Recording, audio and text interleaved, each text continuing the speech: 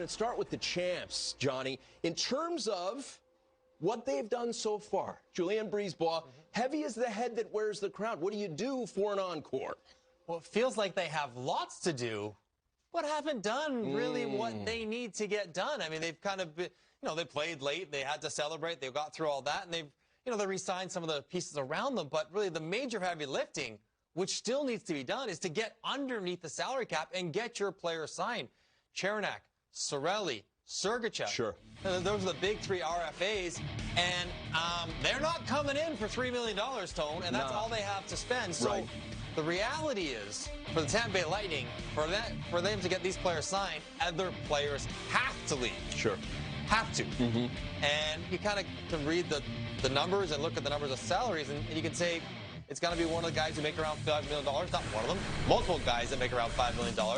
And they're going to have to be probably two of them, because Sergachev is a $6 to $8 million defender. Cirelli is a $4 to $6 million forward, and Chernak's a $3 to $5 million defender. You can do the math there. You're talking $10, $12 million is going to cost minimum to get these guys re-signed. So I know Tyler Johnson's name has been out there as a guy that was open and amenable to be traded and trying to find something that could be done. Weren't able to work it out. Alex Killorn, weren't able to work it out. Yanni Gourde, weren't able to work it out. Andre Palat. These are guys all make about $5 million, and several have no trade protection. Right. So the hands are very much tied for Tampa as far as where they can shop them and how they work this out. If they're not willing to waive their no-trade clauses and work with the club, I don't know what Julien Brisebois can do, because at this point, as you scour the league, it's not like those players aren't good. It's not like those players can't help teams. They just help Tampa win a Stanley Cup. We just saw how good they could be. We know how good they are. Right. But now teams have allocated funds, virtually all of them, and roster spots, and there's not a lot of room for $5 million players on many teams right now in the league, no matter how good those players are. And so I look at Tampa, and they're fascinating that they've not done too much. Signed Pat Maroon, re-signed Luke Shen. But the major work, re-signing these players, can't be done until they trade some salary out, and I'm not sure how Brisebois solves that problem. I've asked about 2 tough questions in the 5 years I've worked here. Here's going to be number 3, and I moved the chair out of the way because I have to get low on this one and just try and be as gentle as possible. There was a gentleman who played 3 minutes in this year's Cup final, Steven Stamkos.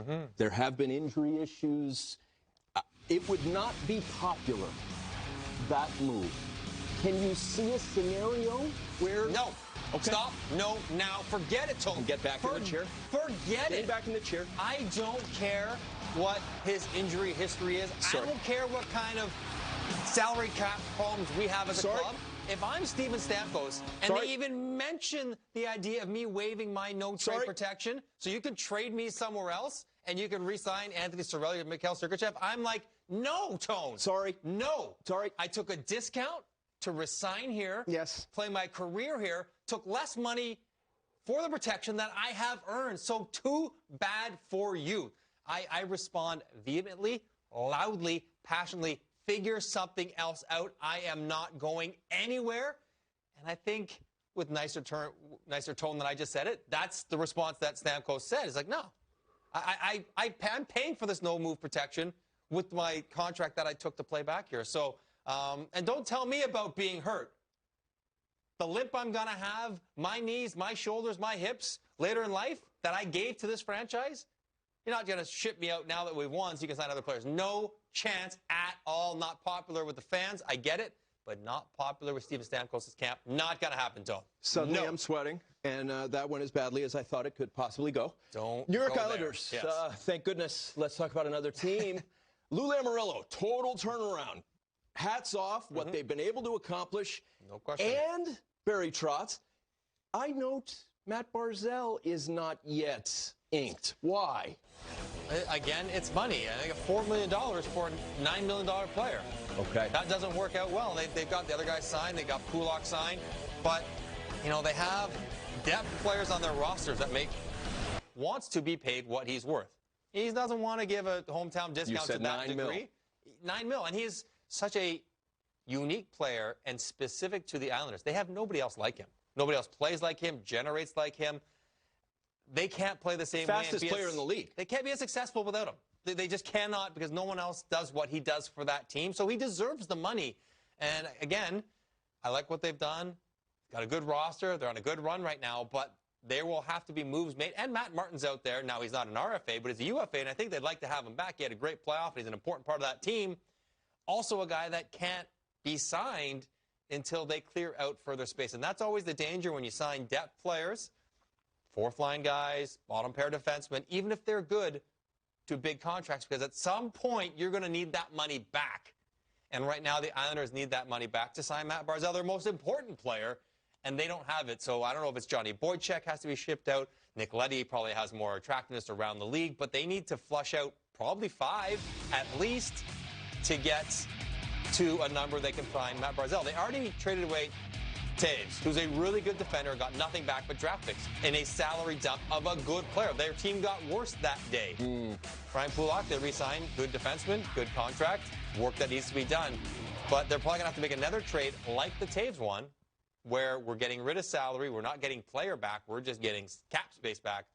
And looking at the guys on the roster that might be open, or that the Islanders might be open to trade, they probably have to throw a sweetener in there. So it might be Nick Leddy, and we'll give you a second rounder to take him. Johnny Boychuk maybe have to take a first rounder to take his contract off the books. That's the kind of jam the Islanders are in. But they're not done yet, because they got work to do before they do their biggest work, which is signing Matt Barzal. This guy's at like cup final level greatness right now. I want to hear about the Nashville Predators. Fascinating season for them.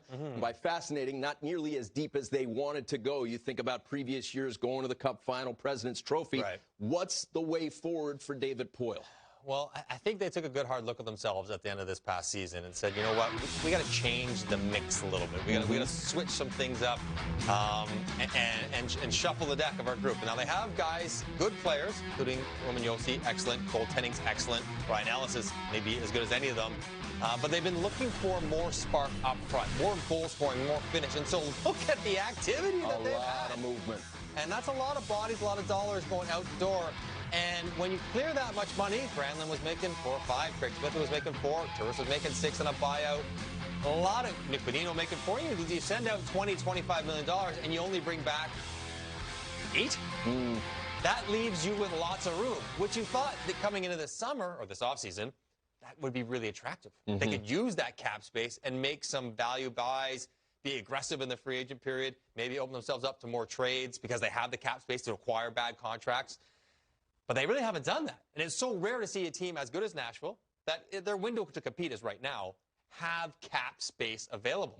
And I think they saved a lot of it for Taylor Hall. Yeah. They wanted Taylor Hall. Buffalo. They identified him. Right. They got deep into a conversation with him on a multi-year deal, and then it just kind of fell apart at the very end. But I think that's where most of the excess money was allocated.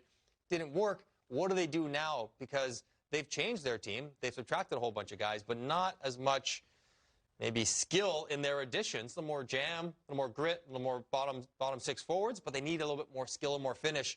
I know Mike Hoffman's out there. You know, I don't know where they go here, but it feels like the first part of the offseason was setup moves for something. Sure. And the something hasn't really happened yet. So we'll see where they go. There's not, the quality is not necessarily out there, the kind of players you could spend all that money on, but we'll see, because I think they recognize it's important timing for them.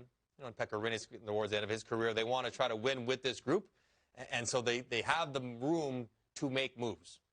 And we'll see. And maybe that move means Alex Killorn. Maybe like this is where you can find teams. Like we just talked about Tampa. They got to get rid of players. Nobody wants to leave Tampa, but Nashville's a pretty attractive place to play. Also, no state tax. Also, a Stanley Cup contender. Like that's where you can take advantage of your financial flexibility. You know, the teams that are stuck, take one of their good players. He very thoroughly prepares. That's why I want to hear what he has to say about the Montreal Canadiens. They were the last team in. Because of the fortunate bounce that was for them, the 24-team tournament, they're in. Yes. And they made the most of it. They did. But they have work to do. Marc Bergevin, your thoughts? Well, he has been busy. Montreal is a big market team. Big money team. And they had cap space the last few years and sitting on it. All the Montreal fans, which I know very well, I call games there all the time, and they're like, why aren't we spending money? Marc Bergevin said, hold my phone and watch me go to work, because he got busy. Look at the names, look at the numbers, and look at the dollars. He revamped, he strengthened, he bolstered their roster in significant ways. Obviously, Jake Allen, backup goaltender, really good one at that, will give Carey Price more days off and a compressed schedule. That's going to be huge. They got him extended. Really good. I love getting Jeff Petrie, Brendan Gallagher re-signed as RFAs because they're keystone players of their team, part of their identity, part of who they are. And Edmondson, big physical guy.